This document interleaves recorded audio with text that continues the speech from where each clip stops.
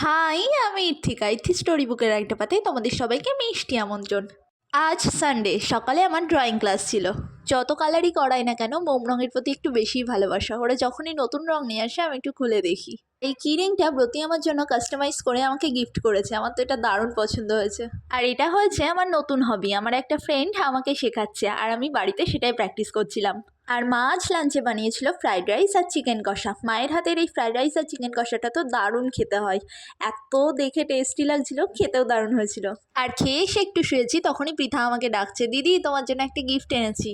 ও নিজের হাতে আমার জন্য এই রিংটা বানিয়ে এনেছে আর সাথে এই ব্রেসলেটটা। ওরা মাঝে মাঝেই এরকম সারপ্রাইজ দিয়ে আমার মনটা হ্যাপি করে দেয়।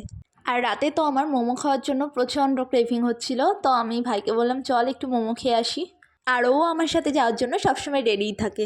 ফেব্রুয়ারি তো প্রায় শেষের দিকে, তাও রাতের দিকে আমার বেশ ভালোই ঠান্ডা লাগে, তো আমি সোয়েটার পরে এসেছিলাম।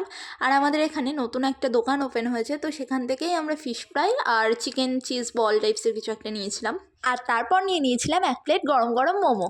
আমি মোমোটা এনজয় করি, ততক্ষণে তোমরা আমার চ্যানেলটা সাবস্ক্রাইব করে দিও। বাই।